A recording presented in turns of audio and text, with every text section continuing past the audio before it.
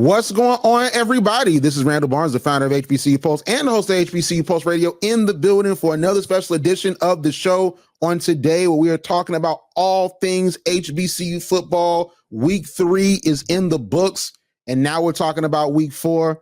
Arielle, how you doing today? You know, Randall, I've just come to the conclusion this football season, as long as one of my teams win, I'm going to be okay. So I'm a very happy Falcons fans right now. Can't say anything about A&T. Definitely can't say anything about South Carolina or Central. Can't say anything about Florida State. But what I can say is Falcons rise up. Very, very happy for this week. And I know you're happy about your picks too, because we both were 14-1. Okay, we both were 14-1. What I told you, listen. As long as we aligned, I'm perfectly fine. Okay. I was so mad. I was this close. To having a Dolphins perfect season. But no, South Carolina, you had to ruin my chances, man. So hurt. So bad. And let me just say this: like, Arielle texted me because I'm watching the game. Now, mind you, my phone be dry, so I'm like, "Who is this? A bill collector? Is this a scammer? Like, who is this?" Like, then it's Arielle. She's like, "My picks are almost right." I know. I was gloating too soon. I was like, "Randall, look at there. Look, I might have something this week."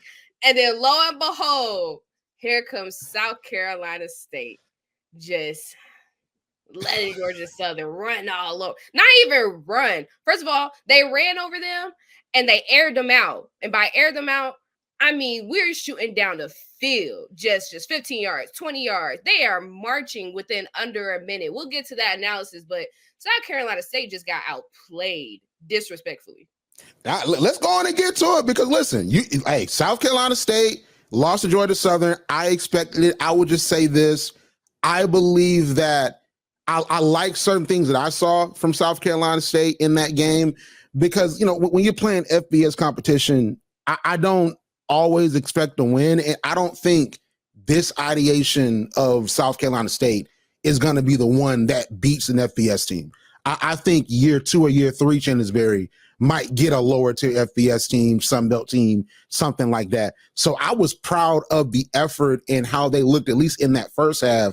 Then they started to, to run up the score like later on. But I want to get your take, because it is your game of the week. So tell me, continue your thoughts on what you thought about South Carolina State and Georgia Southern.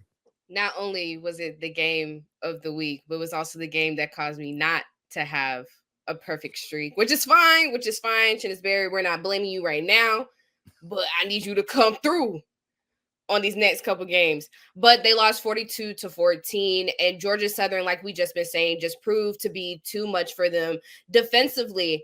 They held South Carolina State in touchdowns the first and fourth quarter. They didn't score until those middle two, the second and the third quarter. But there are some opportunities where I have to disagree with you, Wendell, that this could have been a closer game and maybe a winnable game, because there were 3 times that they could have capped off their scores with field goals. All 3 of them were missed. So they had a chance to go up.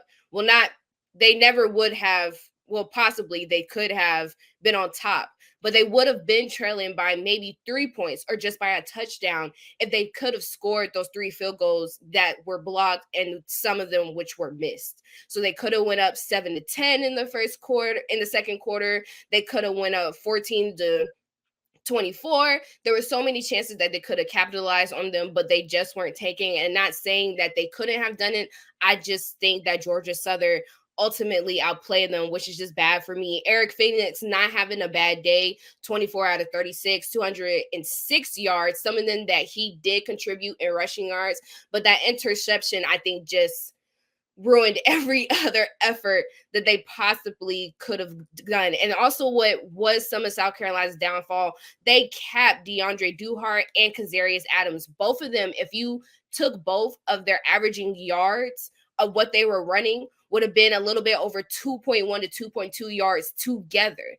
I think Kazarius Adams had about just less than maybe 5 yards running that they actually used him. And then DeAndre Duhart had about like 8 yards. So it wasn't much that they could do. And personally, to me, I'm glad that Eric Phoenix actually has an arm. He's a really, really great thrower. But that defense just, they covered every man.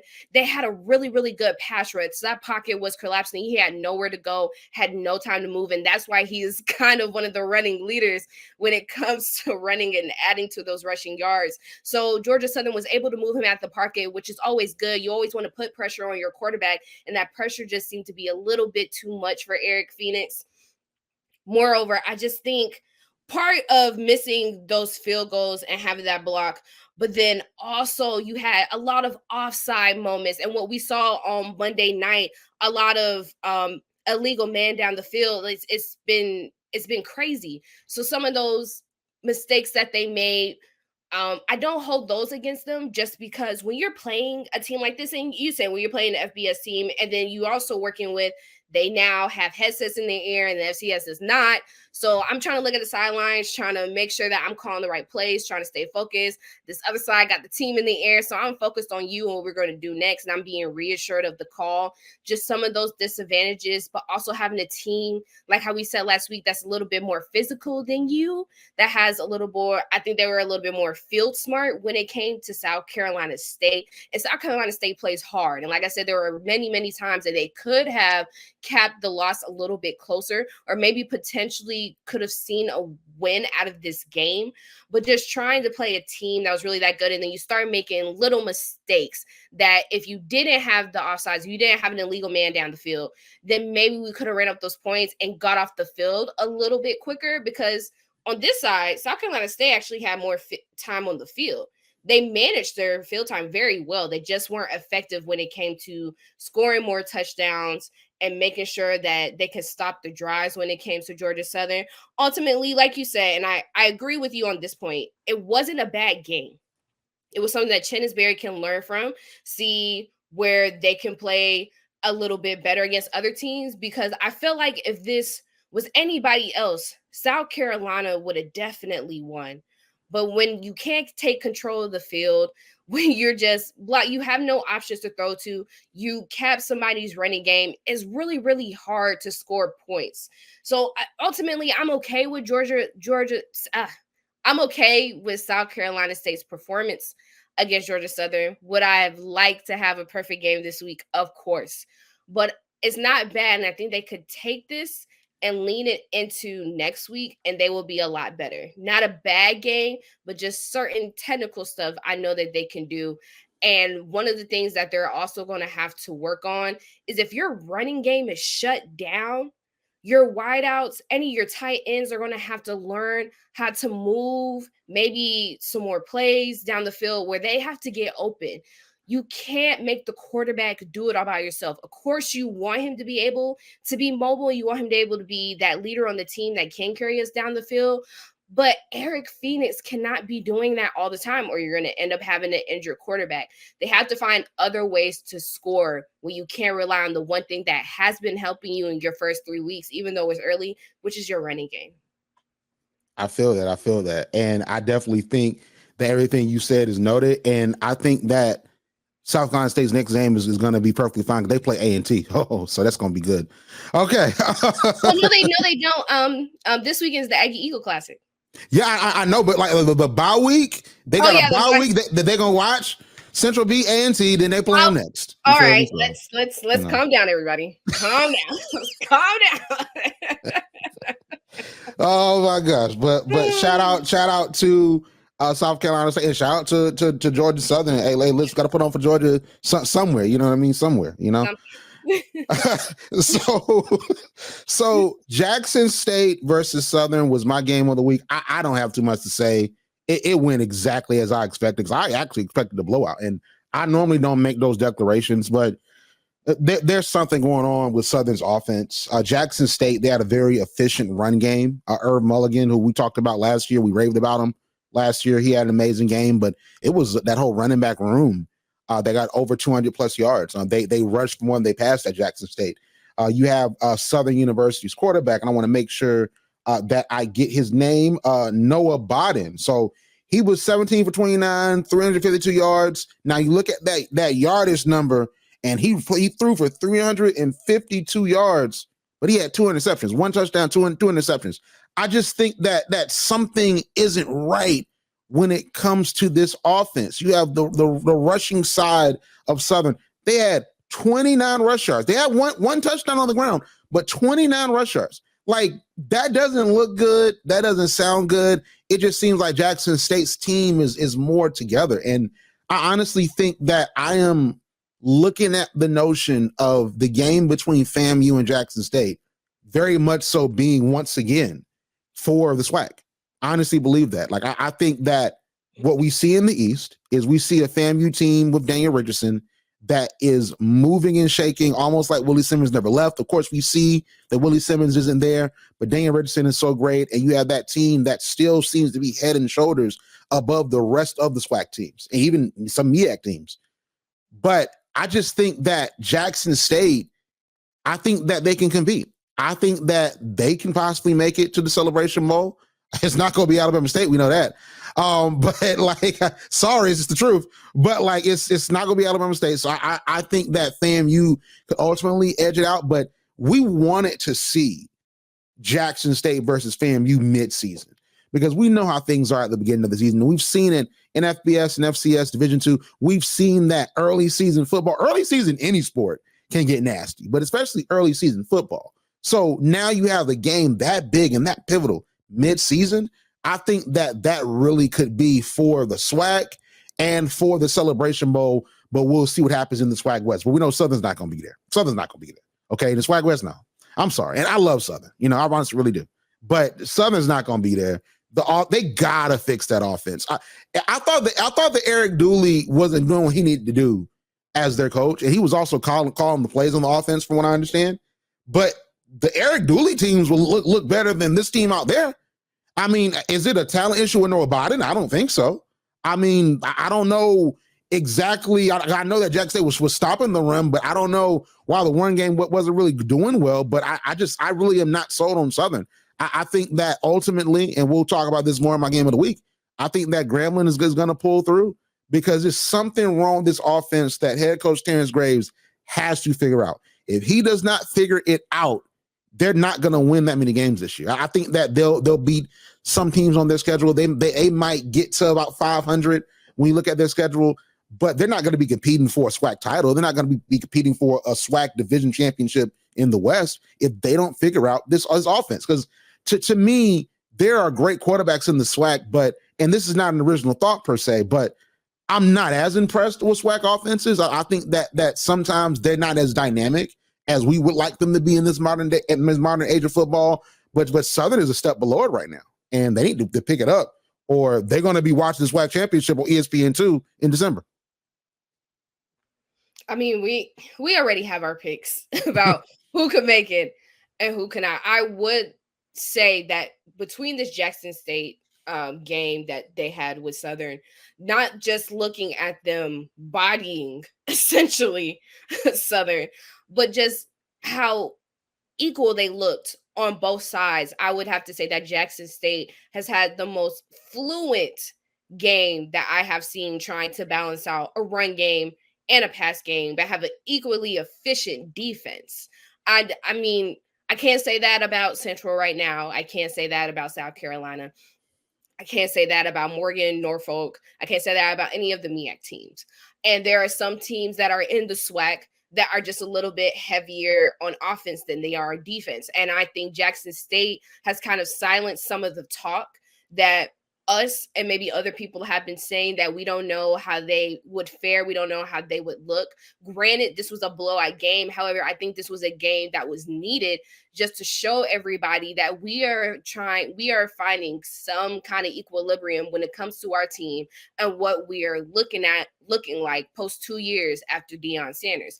This is the most fluent that I've seen them in a very, very long time. But also, to your point, Southern University has to figure out who their offense is and what they can do to play other competition, that they're not being blown out like this or making silly mistakes. To me, Biden throwing 2 interceptions against Jackson State is basically giving them, in which they capitalize on 2 touchdowns. Those kind of mistakes that you make against Jackson State can be life or death, or could it be the meaning if you win a game or if you're going to tie or if we go into overtime. Jackson State knows, and they have been repeated a repeated team that knows how to capitalize off of your mistakes. They may not be scoring every time that they're on the field. They may not be able to try to stop certain run games, try to stop certain pass offenses. But if you make a mistake, Jackson State knows how to score their points, and they know that can rattle you a little bit, and they'll come and knock on your door even more and maybe do a pick six, maybe score off of getting that possession. So I agree. Southern has a lot to work on. Where I don't think we'll definitely see them going into this postseason. But Jackson State's performance, besides them being blown out, I'm actually relieved with. And hopefully this stands when they do play against FAMU. But I would have to say that FAMU is on one of those sides of the SWAC where offensively, I feel like they're more heavy and they lean on that better than they do defensively. And if we're going into those games with that kind of mismatch, Jackson State may have the chance to beat a team that preferably I would like to see at the Celebration Bowl. I would rather see FAMU, but FAMU defensively has some nicks and ticks to work out that I think Jackson State has always had. I think Jackson State has always had a great defense. Offensively, it was just bringing the right people, recruiting the right people, and having the right coach at the right time. And now that you have this together, it may pose a little bit of a challenge against FAMU, but I'm excited to see how Jackson State progress and how they take this momentum of finally, I think, proving to themselves that we are a really, really good team and leading it through until they meet FAMU. I love it. I love it. So let's transition into our games of the week. So, Arielle, what's your game of the week? Well, as you can see on the shirt, it's Aggie Eagle Classic weekend, our so-called rival. Everybody wants to be an A&T rival so bad, but I'm not here to be biased.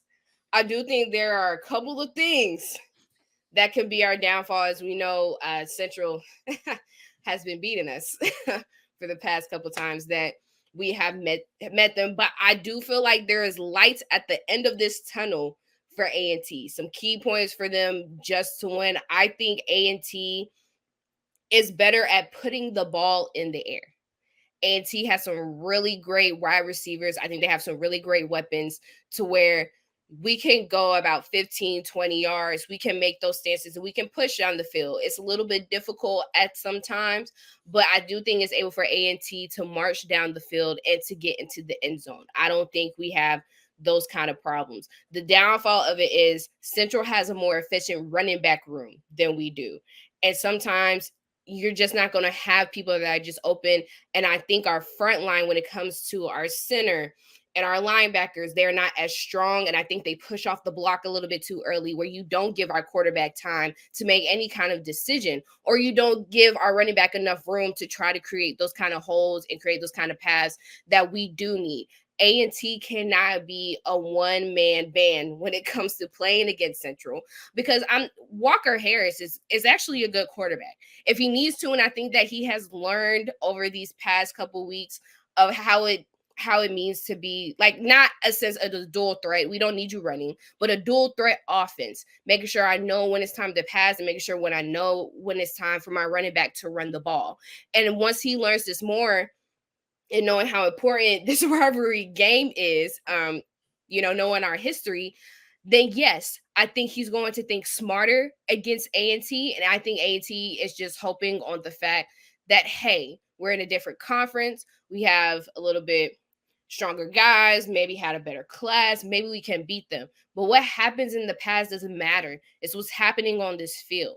So if A&T can remain in the air and make smart choices, then I think that we have a chance to win. But if Central comes in and just runs the ball all the way down and you're not manning your defenders, I think our defense is a little weak as well. You can see Central winning for a third year in a row.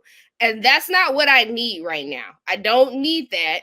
I need A&T to come out swinging. So there are some things that A&T can do, because personally, I don't think Central has the best offense of the season. I do think they have weapons, but it's up to their quarterback, Walker Harris, to utilize them efficiently. Be smart about what he's doing.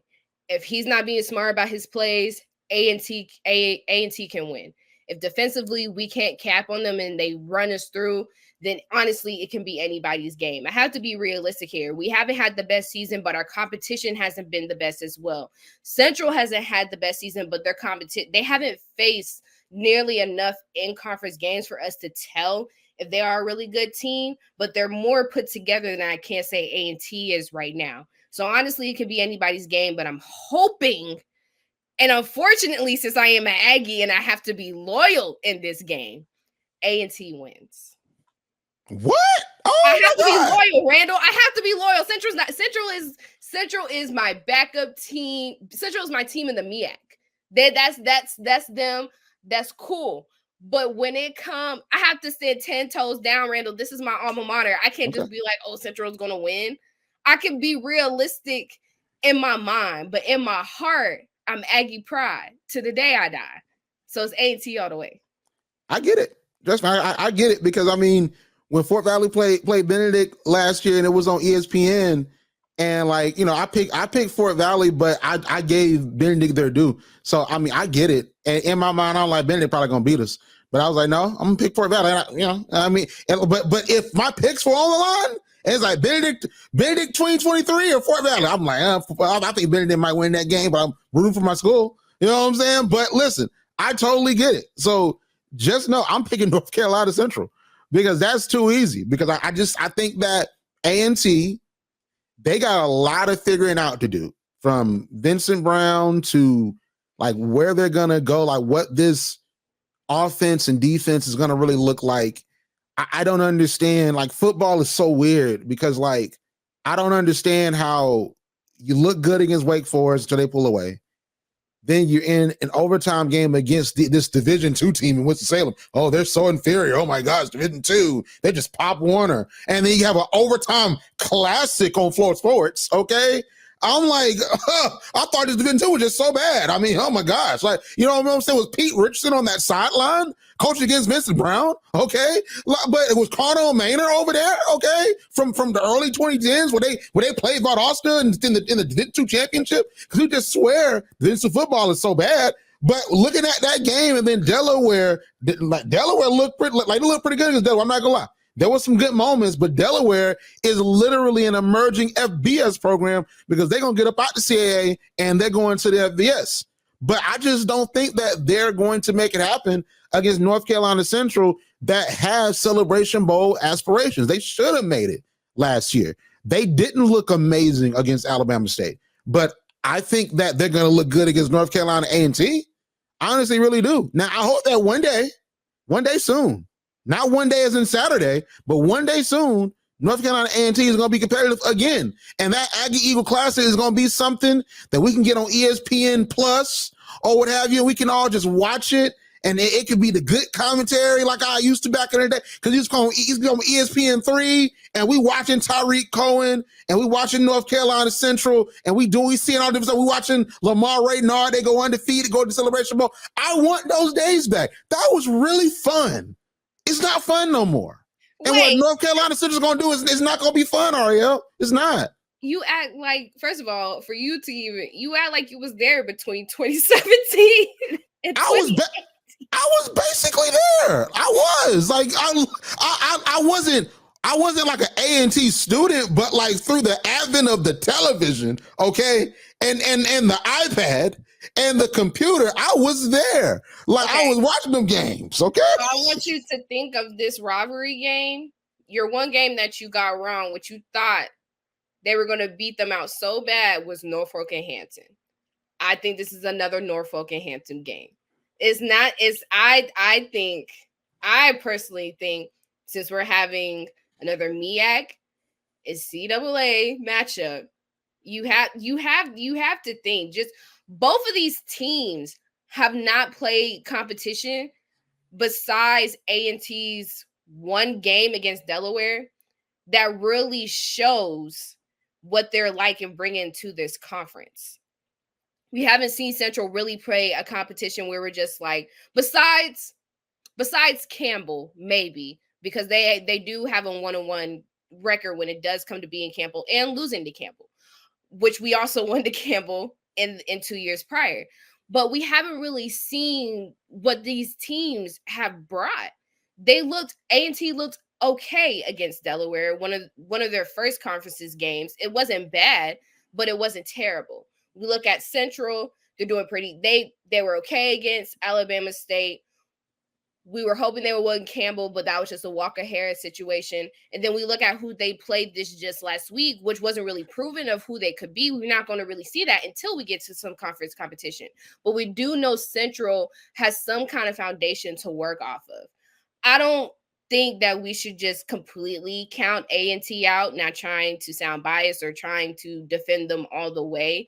But I do think there are some things that A&T does better. And we shouldn't just be like over the course of what's going on and them trying to find a new identity, them having a new coach and going through quarterback changes, that this is necessarily a game that they can't win against Central. Central is as in just much of a rebuilding period as A&T is. This is a whole new offensive line besides the same coach and probably 4 returners defensively that we're looking at Central. Central has as much to lose in this game as A&T does. I don't think this is a completely blowout, complete winnable game for Central. I think it's just who wants it more. And also, it's bad. It's blood in the mix. This is a rivalry game that nobody wishes to lose. And of course, we know that A&T has won these games, not in the past couple years. Are we looking at a three-peat for Central? I don't think so. I just think whoever wants the grit more is going to get it. And personally, I think it's going to be A&T. I don't think we should sleep just because they haven't looked so high. It's a new coach, a new team. That's all it is. All I will say is this. North Carolina Central proved a lot to me when they played UNC this past weekend because they were still surprisingly in that game through 3 quarters. And then you know how the FBS teams do. They'll like run up the score towards the end and make it seem like it was a blowout all the whole time. North Carolina Central scored first. And then like that defense looked good against an FBS offense. That defensive line, I think, fared well against their offensive line. And then even just with Walker Harris, I think that North Carolina Central did good at protecting him. So like I don't think that the Alabama State game was very indicative of what North Carolina Central will be, or even in this game, because I think that there were some mistakes even Trey Oliver pointed out in that OBC press conference. I think that the Campbell game, like we said, that Walker Harris could have done a little bit better. But I think that UNC game showed me a lot. And I think it showed me that they're going to be A&T. But I will say this. I wouldn't be surprised if it was a closer game than a lot of folks think. I wouldn't be surprised. And I would say because I'm very confident in that running back room. I'm very confident in it. I just think that North Carolina Central lost pieces, but they didn't lose the system. And I think that Trey Oliver, if you look at just Trey Oliver as a coach, he's going to get them boys fired up because he's an alum of Central. And he knows what's at stake. Like he knows like, hey, like we're going to go out there and we're going to win. And even last year, like Coach Oliver, he be talking crazy towards A&T. Like he told A&T they need to get back in the HBCU conference and they had the other CAA teams playing cellos and whatnot. I was like, Coach Oliver, chill. Coach speak, sir. Chill. Like, so I know that he gonna be in that locker room, no cameras, no nothing, and he gonna say, you know what we need to do. We're gonna win this game. So it's hard for me to pick against North Carolina Central. But I mean, against North Carolina A&T, I'm picking North Carolina Central. But I don't know. But Arielle, you were an amazing alumni. You're clearly very successful. Okay, listen. When I Google your name, when I Google A&T, you gonna show up first face. Okay, especially if y'all win. We gonna talk to Google. Okay, we gonna talk to. I need to talk to Google anyway. Okay. I need to talk to Google to tell them to increase the YouTube payments, okay? So when I talk to them, I'll let them know about you, Arielle. Hey, listen, I agree. Close game, but we're not allowing a 3P. I refuse to allow a 3P. I'm not doing that. Let's for Arielle then suit up. Get your helmet, Arielle. I'm telling you, go on out and be the quarterback. Oh God. They're gonna need some help out there, all right? But my game of the week, Jackson State and Grambling. I think that this is one of the SWAC championship possibilities. I honestly really do. Honestly, really do believe that. I'm interested to see what Grambling does in SWAC play. They did beat Texas A&M Commerce. I was not satisfied with that game. I think that Grambling was better than Texas A&M Commerce. We both picked them. I picked Grambling to win that game, and they did for us. But I was expecting like really 2 touchdowns. I didn't say that, but just looking at Texas A&M Commerce and how they competed against other teams, Grambling was just better. And yeah, Miles Crawley, who a lot of folks believe is the best quarterback in the conference. I know now we've seen Daniel Richardson, and a lot of folks will say that Daniel Richardson is, but Miles Crawley is up there. He has a great argument, and he didn't have that great of a game. But you look at that defense, and you look at the fact that there was no passing touchdowns. Like the quarterback did not throw one passing touchdown. If I'm not mistaken, I want to make sure I don't speak erroneously. You look at Ron Peace, excuse me. I thought it was Pierce. Ron Peace. That's a superhero name. But he didn't have a super game. I'll tell you that much. Okay. He had 4 interceptions. All right. He had 4 interceptions, threw for 152 yards. The rushing attack is what really kept Texas A&M Commerce in that game. They rushed for 267 yards, 4 touchdowns. And you had BK Jackson had 2 touchdown rush for 148 yards on 16 carries. Look at Miles Crawley. Miles Crawley, 14 to 30, 125 yards, 2 touchdowns, but 2 interceptions. I just really expected more from Miles Crawley. But I think that when we look at this Jackson State game, a Jackson State that should have been ULM, a Jackson State that did beat Lane College to get their confidence up, and then a Jackson State that won against their rival, their heated rival, probably the most heated HBCU rivalry in HBCU football is Jackson State and Southern, and no one really talks about it because it's not a classic game. It is essentially a home and home. They call it the Boombox Classic. You know what I'm saying? They call it, I believe, the Pete Richardson Classic or what have you.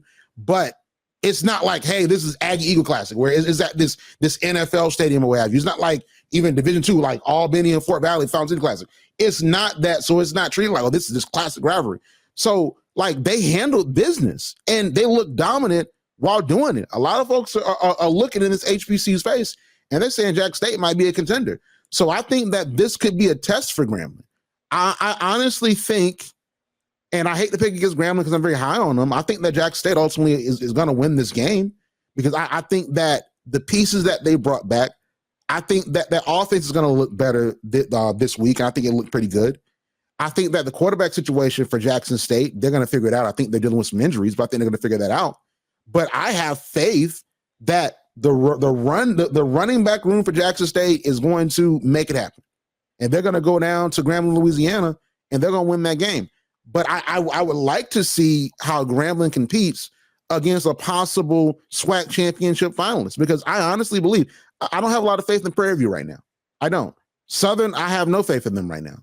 You know, Alcorn, I want to see what Alcorn's doing because now, of course, we know Alcorn's in the West and not in the East anymore. So I want to see what Alcorn looks like. And I think that Grambling Alcorn game will really be interesting. But I look at Mickey Joseph and Grambling as a possible SWAC finalist against FAMU or Jackson State. They got to prove it to me. But I think Jackson State wins this game. Personally, I think just watching Grambling over the years, having friends that went there, I think Grambling is one of the hardest atmospheres to play in, just HBCU football, period. Let's knock out all the championships that go around the HBCU. Let's knock out all the rivalries. Playing at Grambling is one of the hardest atmospheres that you could ever do. The crowd is rowdy. It's muggy. They're actually really mean. Respectfully, like Grambling is tough. And I think anybody that goes and you have to play them at home, just take out the team, just that atmosphere, period, is hard to really focus and to really get your mind in the game. And I respect them for that. You don't want to make the away team feel at home. This is your stadium. You're controlling what's going on. So I personally respect them for that, to try to get an edge up on Jackson State. But honestly, to me, if we're just looking at and comparing these teams, and forgive me if I mispronounce his name, I think Jacobian Morgan is a more put together quarterback than Crawley is.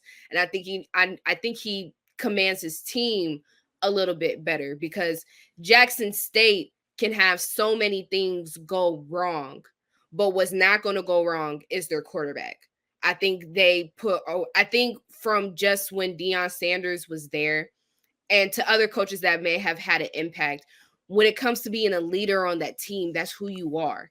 And you have to be able to round your team in times of crisis and when you're going into these kind of stadiums and it gets a little rowdy. And I think they have a real stand-up guy when it comes to having Morgan. Now, when we think about how efficient they are, and like I just said, they are now at an equilibrium that is uncomparable to any HBCU that we have seen. They know how to run, they know how to pass, and then you have a mobile quarterback. There is nothing more threatening than having a team that has everything figured out. Now, I'm not saying they could be better a little bit coaching wise. There is some stuff when it comes to having too many flags on the field. I think they make a lot of mistakes in every game that they go into, but they clean them up by winning them games or putting themselves on the board or capitalizing off the mistakes that they push the other team to go through. But this is one of those games where I think Grambling has to start up top first. You're playing with a team that can come back or a team that can pull away at any moment. And it's important on whatever you are best at, whether if you have a really, really gay running back room, or if you know that Crawley can put in the air, he's actually a great mobile quarterback as well. You have to make sure that you set the speed for Jackson State, or Jackson State is going to leave you in the dust. I would love for somebody, if they could, to humble Jackson State, but I just honestly think that this is their season. And I can see this being a close game, but ultimately Jackson State could pull out by a touchdown. Maybe. That's just I don't be trying to call points like you, Randall. But this game is something serious, and I don't think Grambling is just going to let them run away with this at all. Especially you come into my house, I say they lose by a touchdown. All right, I feel that. I feel that. So let's get into the official quick pick. So of course, we did, of course, picked the Aggie Eagle Classic. Arielle picked A&T. I picked North Carolina Central. And for Jackson State Grambling, we both picked Jackson State. Last week we were both 14-1. I was wrong about Norfolk and Hampton. I should have been 15-0 because I should have definitely chose Hampton, but I just thought Norfolk would do better, and they didn't. And then Arielle picked South Carolina State over Georgia Southern. She was wrong on that, but overall we both 14-1. I'm overall out of 51 games, I'm 42-9. Arielle out of 51 games is 40-11. And like I always say, we clearly know something. All right. We clearly know something at this point. And in Division 2, I was 3-3-1 because Clark Atlanta and Florida Memorial tied, because it was like a lightning thing. So I was 3-3-1. You know what I'm saying? So, I was just looking at them and how they've been doing, because of course my sister's with there. I'm actually very proud of how their season is going. Shout out to them, man. I know we haven't talked a lot about the D2 space unless we're playing in those games, and we love D2 as much as we love HBCU is HBCU. We stand up for you guys, but shout out to Clark, man. Y'all are really, really making me proud. Like this I hope this momentum continues for you guys, because 2-1, that's great. Yeah, and then like you got Coach Teddy Keaton down there. He's an offensive mastermind. David Wright, who's SIC MVP. They came from Allen University, came to Clark Atlanta, and they're bringing Clark Atlanta success that we haven't seen in years. And we start off beating Fort Valley 45-42 in a great national game on HBCU Golf that was broadcasted amazingly. Then you go in and then they play on their home opener on the red field. They play Teddy Keaton and David Wright's old team in Allen University. Win 26-22, very emotional game. Then they go to Florida Memorial, and Florida Memorial had just beat Edward Waters, and then they were dueling with Florida Memorial. That was going to be a shootout of all proportions. That was going to probably be a 53-50 game. How that game's pacing was going. So we're going to talk about Clark Atlanta soon as they play Bethune-Cookman. But yeah, like Clark Atlanta is definitely a team to look out for in the SIAC. But let's talk about Howard and Hampton. So I want you to pick first, Arielle. Who you got? Battle of the Real HU. And I know a lot of my coworkers are going to hate me and my pick. I don't think this is my season. Well, this isn't my game. Like game 4, I'm not shooting for a perfect game calling because I have some questionable picks right now. Personally, I believe Hampton is going to pull this out. I don't have faith in Howard being Hampton this year. So my pick is going to go to Hampton. So I posted, so you know how content goes, Arielle. Like you in the game. So I stumbled across a clip where President Barack Obama in 2010 he spoke at Hampton University's commencement, and it was he's an eloquent speaker. And what you normally do, especially like you like Barack Obama, you'll learn about the history of the school, and then you'll make references to it. So he starts off his speech, and he talks about Howard and Hampton, like that game that year in the fall was going to be in Washington, right? So he took some jabs at Howard, saying he's not going to pick sides. But at that point, I think Hampton had won like 13 straight games, and then he said he had a staffer that said that the last time Howard won over Hampton, the Fugees were together. And it was just a a laughy laugh. And he even chuckled a little bit before he continued his speech. It was and I actually listened to it again. I've heard it before, but listen to it again. Very eloquent speech. Barack Obama is of course, an amazing speaker. And I look up to him for that as like a public speaking person doing these different shows and things like that. And I put it up on post, Arielle, and our friends at Last Bison Standing said, "Oh, I see where HBCU post stands," and they made a post about it. They made a post about it. and like those my folks in Last Bison Standing does not play, but hey, they do a really good job. And we're on Howard's radio station. We're on Sirius XM channel 142 HBCU.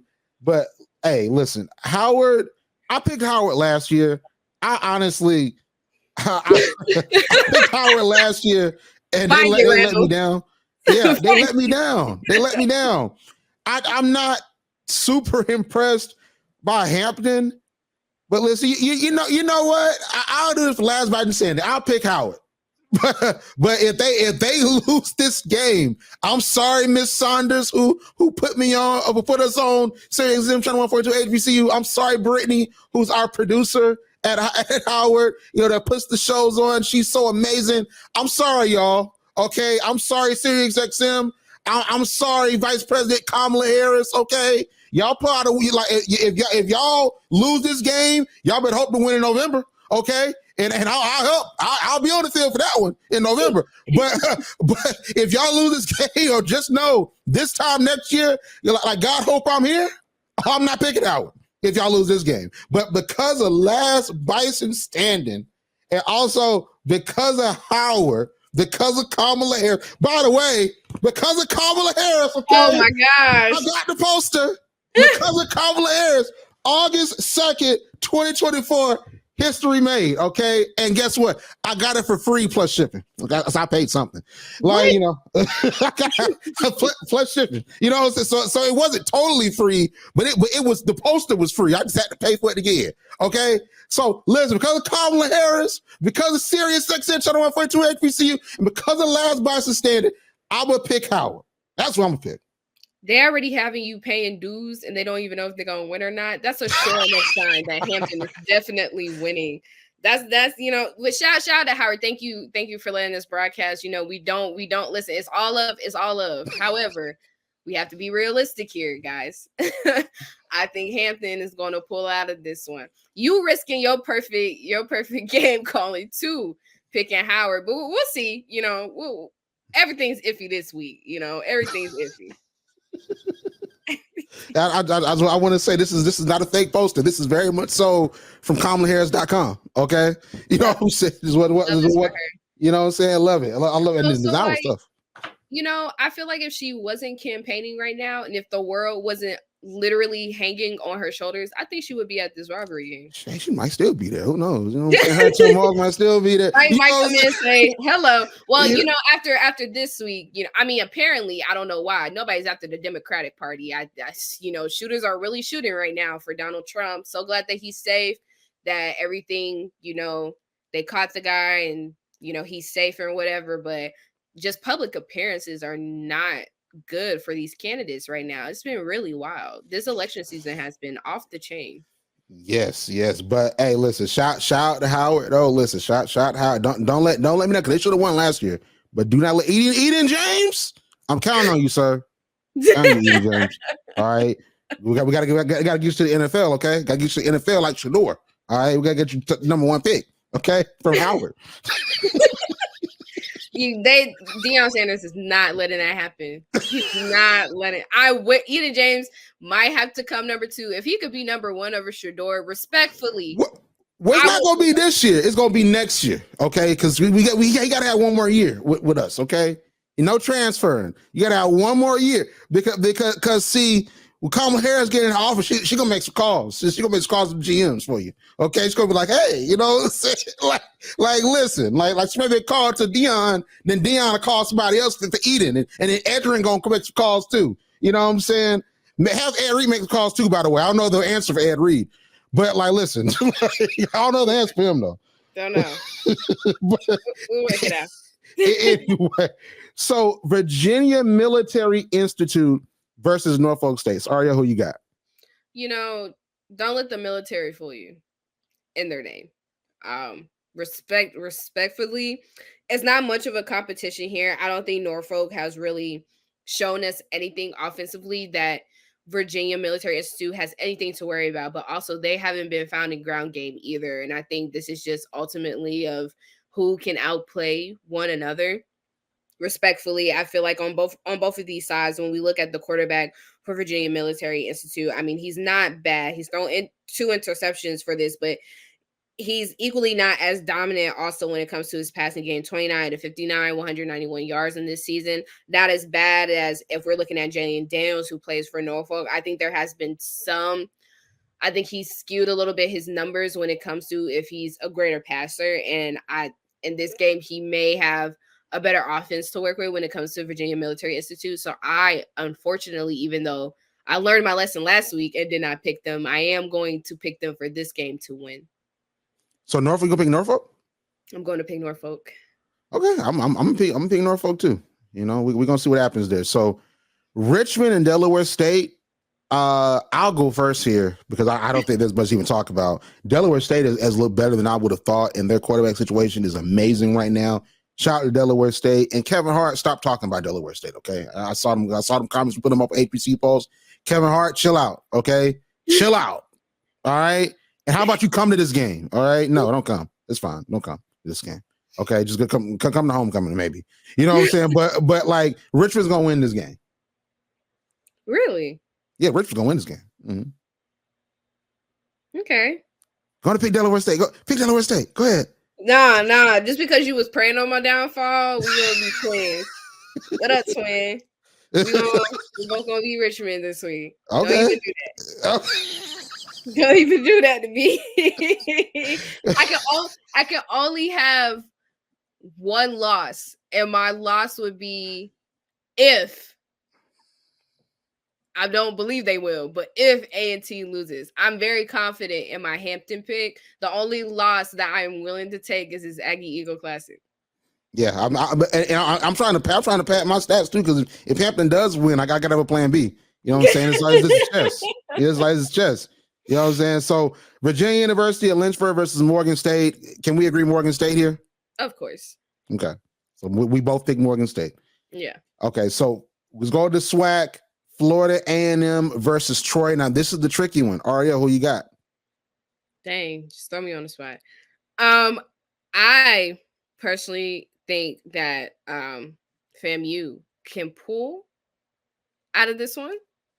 Troy has I've seen better days.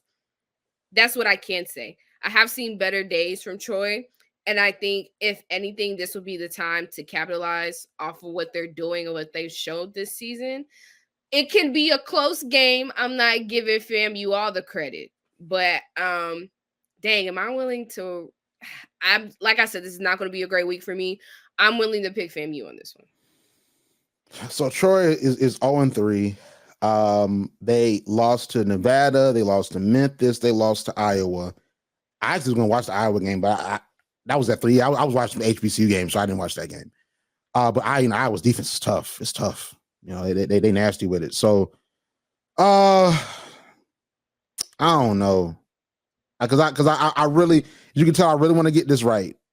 I really want to get Well, I mean, it's not even based off of Troy's record. If you looked at them play, they're not the most put together team. Now, I can say when they did play against Memphis, they looked like a better team. And to me, that was a game that I feel like they could have won. But against Iowa and Nevada, even though you look at Nevada and they won by 2 points, I just don't think Troy was mentally in that game to even win. So it's not about what their record is looking like. It's just how they played these last 3 games. I think FAMU could win this game. I'm looking at their Russian numbers don't impress me. I'm looking at the passing. The passing doesn't really impress me. I think that FAMU's defense is not the same as it was last year, but I have a lot of faith in Daniel Richardson. I want to see what their defense is looking like. I just want to see. So sacks, looks like they only have 2 sacks as far as their defense. It looks like 3 fumbles if I'm reading. No, wait, yeah. Well, I'm looking at two sacks. They have 2 forced fumbles. I might go out on a limb with you here. I might pick FAMU. I wouldn't be surprised, but I wouldn't be surprised if they lost. I would, because I didn't do a lot of research on this one because I was looking at games of the week and different stuff like that. Because I was going to pick Troy, but I did look at their schedule, but looking at it again and realizing that they did lose to Iowa, I know that's not a great picture to give to FAMU. The difference in these games normally is that defensive and offensive line. That's normally the difference. And when you saw Daniel Richardson go against a really stout and tough defensive line against Miami, he did struggle. And that's Miami. And Miami might very well make that 12-team playoff. You know what I'm saying? Like they might make a little run. So you can't really grade it off of that. But Daniel Richardson still sort of look good even with that type of pressure.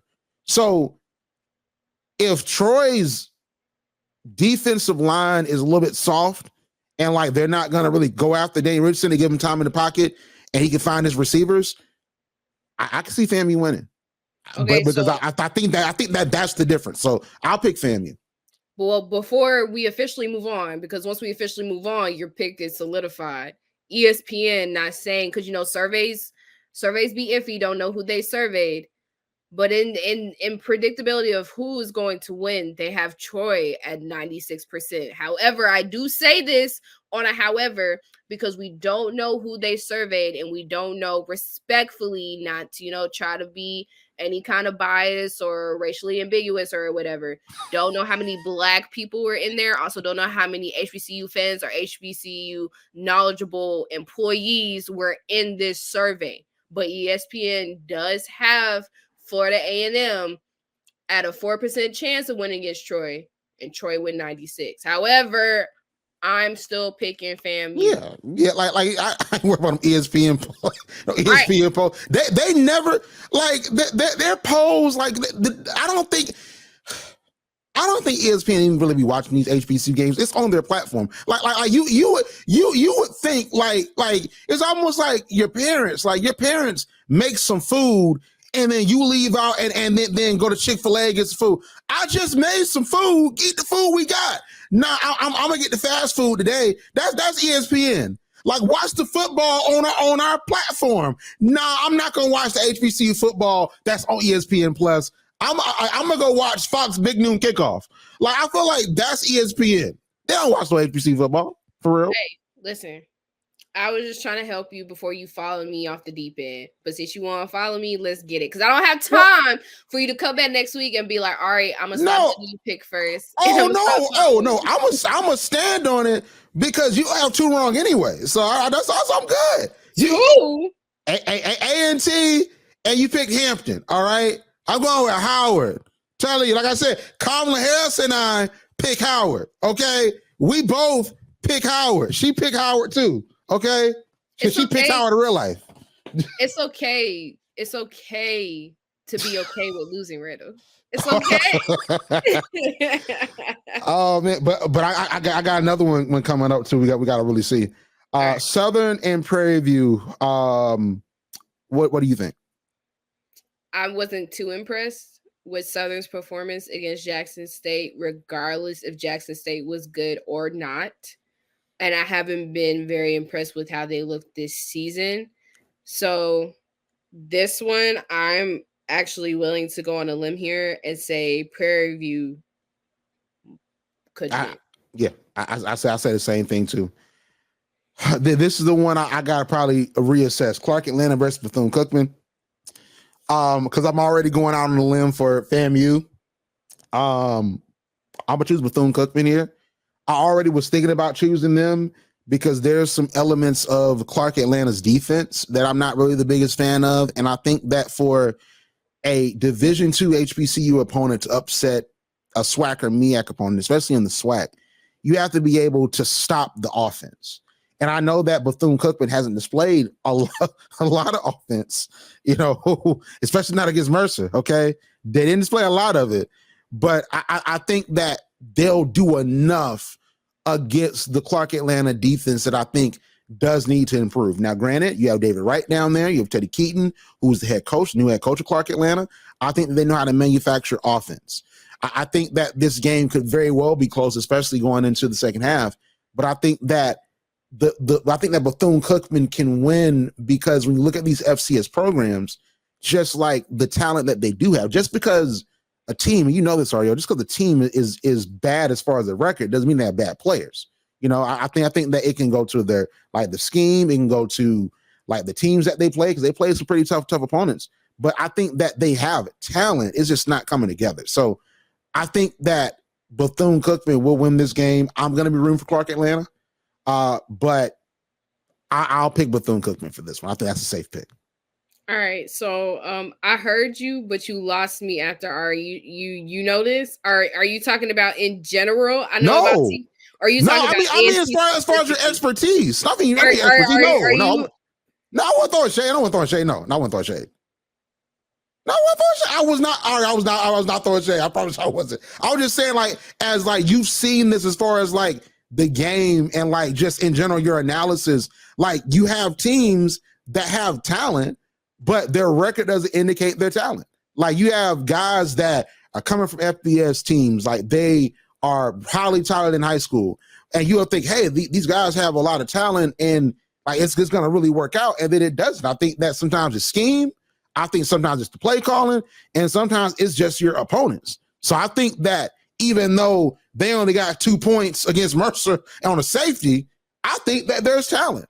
But I think that against other teams with comparable talent and maybe more talent, like a FAMU or a Jackson State, I think that they're going to lose. But I think against Clark Atlanta, because there's a dearth of talent that's on that team, I think that they're going to likely win. And then when it comes to the defense, I'm not sold on Clark Atlanta's defense. But no, I was saying from that aspect. I wasn't on shade. No. Oh, all right. We don't have time to dig into this, but in the comments, they finna eat you up. They finna be like, yeah, definitely dig. It's cool though. But anywho, I was really leaning towards Clark Atlanta. I've been very impressed. But looking at Bethune-Cookman, who their last 3 games have been South Florida, which they lost 48-3. Mercer, who is a completely talented football program, as long as being intelligent, 31-2.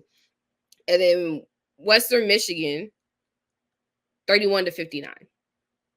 So I don't think, and then you look at their next 3 games, Clark Atlanta, Alabama State, and Alabama A&M. Those are winnable games, also in conference games. So I can see to that point, speaking generally, they haven't played anybody to really show us what they're capable of, because I think it's weird and out of order for Bethune-Cookman to even be 0-3, not to have won a game at all. But just looking at their competition and who they're planning to play next week, I think this is a winnable game. Unfortunately, I would love for Clark Atlanta to win, but I will agree with you that Bethune-Cookman can see their first win today. Win coming up this weekend. We'll definitely see when it comes to that. But I'm pulling for Clark Atlanta for sure. Yeah. Alabama A&M versus Austin Peay. Can we agree Austin Peay's probably gonna win? Yeah. Yeah. Yeah. Oh, there's going to be a lot of head coaches next season looking for new jobs, unfortunately. Yep. Unfortunately. Texas Southern versus Lamar. I'm picking Lamar. Who you got? Honestly, it's coming to a point where I don't think I'm learning my lesson this week on just a losing streak, but I would hate because right now I can see myself looking like a smooth 5 losses, and I hate that for me. So for the sake of my record not going up anymore, we're going for Lamar. Okay. I can't do it right now. I feel that. So Central Arkansas versus University of Arkansas at Pine Bluff. I got Central Arkansas. Who you got? We never been a big fan of UAPB, honestly. I'm a fan of their band. You know.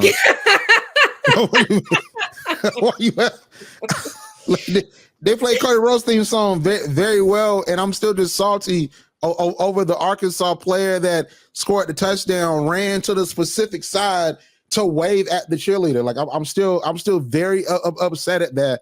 And a part of me wants to know if he got our number. I just really want to know because that's a cool way to shoot your shot. You know what I mean? Like, because post game is so much going on. And you never know what's really happening. It was on ESPNU, but ESPNU cameras looking at the coaches and they trying to get you to the next program. This ain't nothing to watch. So you never know. He was like, hey, so what's up? You know what I'm saying? Post game, I gotta get on the bus, shorty. I ain't got time to talk to you after this game. We gotta go. So I gotta make my run through the game. But it's also the audacity that you thought I was gonna pick UAPB. Like you really want me to lose. No, I didn't. Brandon, you 2 for 2. You setting me up. But here's the thing. I also want to say I got iOS 18 now, and it's nice. And all you gotta do is you get that phone and you get that phone. Hey, what's up? What's your name? Hey, how your number? I see you later. You know what I'm saying? You think Shorty gonna have her phone while she cheering? I mean, she could, but like, why he got his phone in his pads? He don't care about his phone. He could have told somebody that could be a marriage story. See, we're at the age we looking at marriage. That could be so like they kids 20 years from now. So mom and dad, how'd you all meet? Well, son, so I was playing against your mom's alma mater, and I decided to run for a touchdown, and then I waved at her. She was shocked. Then I came up with my iPhone, and then I said, and I got her number, and then we started talking. It's like with iOS 18. Somebody follow up on that. Please leave it in the comments or something. What happened after that game? Definitely need to know. Just to clarify, guys, my pick is Central Arkansas. No, I'm not using University of Arkansas at Pine Bluff. man, listen, they call that insane Riz. I don't call it that, but like there's some 15-year-olds to call it that. Okay, but there's 15-year-olds playing PS5. There's 15-year-olds playing PS5, listening to Speed and Casanet saying W Riz like that. Whatever happened, I'll tell you that much. Okay. Yeah. So Mississippi Valley State versus Nichols. Can we agree, Nichols? Yeah, man. Listen, we gotta do something for Mississippi Valley. I just feel like they sincerely think we do not like them, and that's not true. I don't think they think that. But listen, I don't care if it's Nichols University. I don't care if it's Josh Nichols from Drake and Josh. I ain't picking Mississippi Valley. I'm not gonna lie to you. Until they get better. You know what I'm saying? Oh, wow. And Josh Nichols played football too. If you remember watching Drake and Josh season 1, he played football. You know what I'm saying? And like, it wasn't Josh like the center. He was like the center or like the left tackle, wasn't he? I think he was like a left tackle. I don't think he was a center. He was definitely tackling somewhere in that episode. Shows how old we are. Yeah.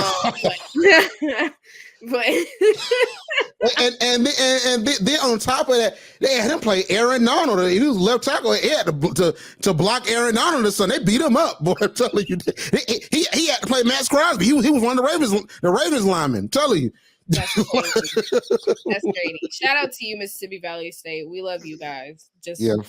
not at football, apparently. Apparently. My gosh. Okay. And final game, Tennessee State versus Tennessee Tech. You know, I'm very high on Tennessee State. I'm going to pick Tennessee State. This is their first test, though. This is their first test. The North Dakota State game, that was what it was. North Dakota State almost lost this past week. They were. I think ETSU. They almost got lost, but they came back and won. North Dakota State is dominant, you know, so you can never pick against them. But Tennessee Tech did get them last year, I believe. So, or I got to check that and make sure. But I picked Tennessee State. I think Ed George pulls it out. I'm so sorry. I'm picking against you. I'm picking Tennessee Tech. Really? Oh man. Yeah. I don't think he pulls out of this one. I think Tennessee Tech is just a little bit stronger than Tennessee State. I mean, of course, they probably have a lot to learn from last year, but I don't think he has an answer for Tennessee Tech right now. Not saying that he won't have one eventually. I don't see this as being a win. I don't see this as being they're going to dominate, but I think they might have his number on this one. I'm trying to think. Didn't Tennessee Tech play Georgia? They played Georgia, didn't they? I want to say yes. And they got like beat down. I mean, it's Georgia. Yeah, that's true. Like nothing more to say. It's Georgia. Yeah. Well, for Georgia, Kentucky almost got them. No, I tell you that much. I was watching that game. You know,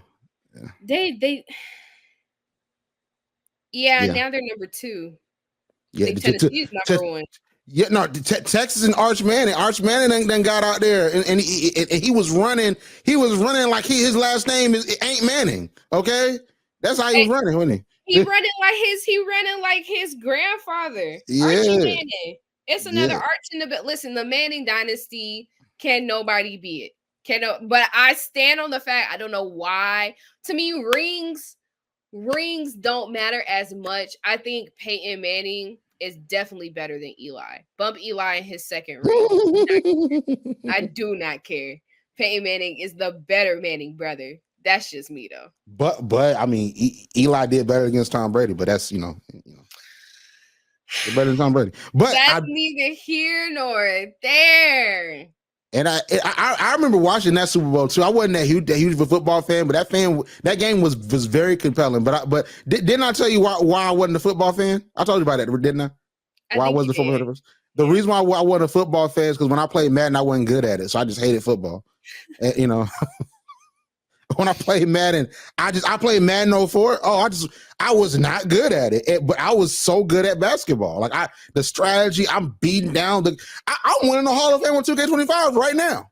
And then I'm 2-1 online. The one guy got me. Okay, he got me, and he got on his headset and said Dame time. I was like, you are so lame. Like what the? Like I'm playing a respectable game. I was about to dribble the clock out. He shot a 3-pointer with Damian Lillard. I'm dribbling. I'm about to dribble it out, be respectful. So I went on the score. He said, Dame time. If I play him again, I'm beating him by 50. That's all I know. But I can't beat him in Madden. He got me in Madden. Okay. But yeah, that's why I didn't like football at first. But if I did, Arielle, if I just watched that Super Bowl and I got good at Madden, okay, I'd be 15-0 last week. I would have been 15-0. Oh, just tell you. I would have been 15-0 last week, Arielle. I'll tell you. Listen, we haven't seen a perfect season since the Dolphins, and I think that was like 1969, 1970, somewhere in there. And if it's been that long, then we probably won't see it again. We're gonna see a perfect pick next week. Is what we're gonna see. We're gonna look. It's gonna say 15-0. It's what it's gonna say. It's gonna say 15-0. No, it's not. We're both capping here at maybe like 4 losses like this week. Because if Clark Atlanta beats Bethune-Cookman, that's going to be freaking wild. I will be, if Norfolk State loses to Virginia Military Institute, I would really be thrown over the moon. Still got Howard and Hampton. We still got the Aggie Eagle Classic. honestly as any one games, but I know we both looking at 2 losses this week. I know we Okay. are. And just to be clear, so we were aligned on everything but Aggie Eagle, Howard Hampton. We both picked FAMU. You picked Clark Atlanta? You picked Bethune-Cookman? I picked Bethune-Cookman. Okay. So what other games? So we got Aggie Eagle, a Battle of the Real HU, Tennessee State versus Tennessee Tech. You picked Tennessee Tech. And there was there another one or was that it? No, that was it. But I'm saying, like, if Bethune-Cookman did lose to Clark Atlanta, we got some problems. But we're both looking at 2 easy losses this week. It's going to be some separation next week. I'll tell you that much. Separation. I'll tell you that much. Separation. At least by 3. Separation. I know. I'm gonna get one or 2 of them 3. All right. I don't know about FAMU and Troy, but the HBCU picks. Oh, I got that for sure. I'm not gonna lie to you. I just feel it. This is gonna be a really, really. I'm not gonna like this week, but that's cool because regardless, I'm pushing like semi-finalist numbers. Like I beat round 2, and round 1, round 3 may be my downfall. My record's looking real round 3-ish. Okay. That's what it's looking like. All right. but Arielle, where can we find you on social media? You can, for real, somebody, please, anybody, put me in the hot seat on X, formerly known as Twitter, at @askery__, or you can talk to me on Instagram at __.marterdayari, or you can visit my new website, ariellekilgore.canva.com. Like what you hear?